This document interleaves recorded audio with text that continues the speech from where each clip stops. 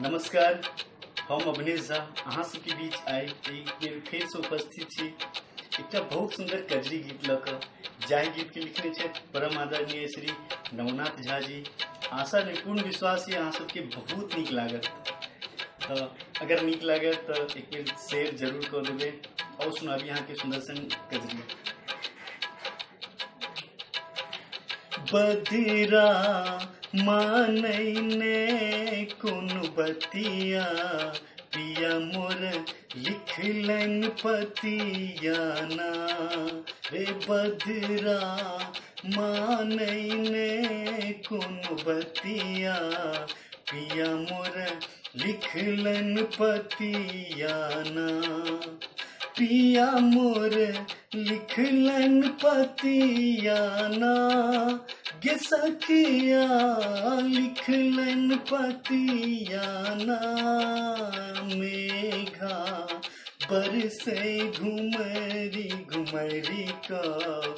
बरसे दिन और रतिया ना बदरा मानैने कोन बतिया पिया मोर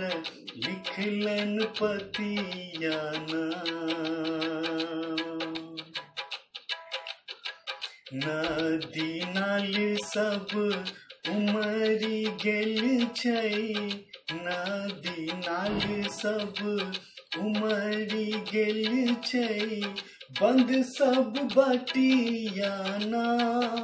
गे सखिया बंद सब बटिया ना सोची सोची मोर नींद आवे सोची सोची मोर नींद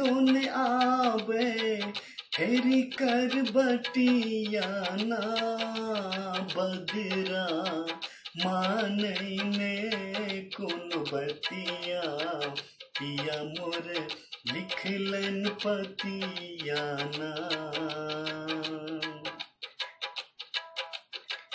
कछ मछ मन माँ मिलन के व्याकुल कछ मछ मन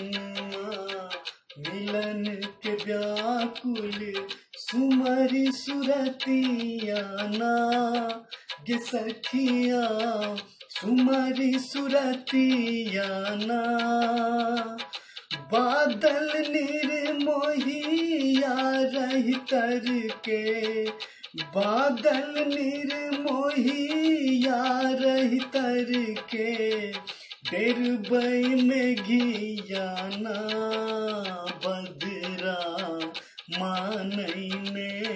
कोन बतिया पिया मोर लिखलन पतिया ना रे मेघा बरसे घुमरी घुमरी का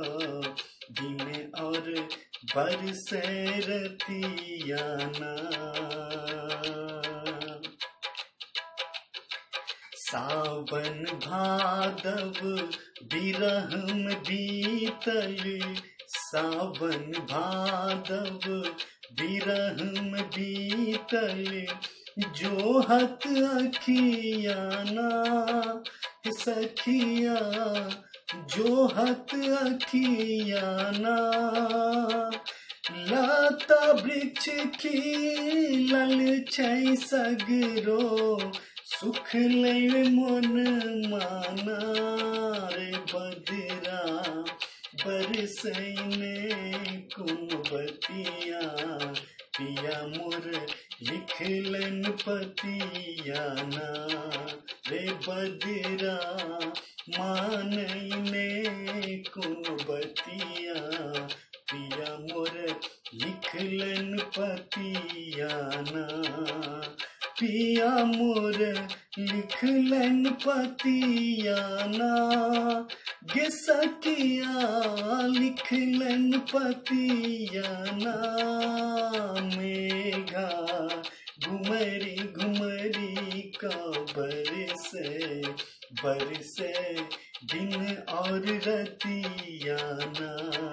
रे बदरा घुमरी घुमरी का बरसे बरसे दिन और रतिया न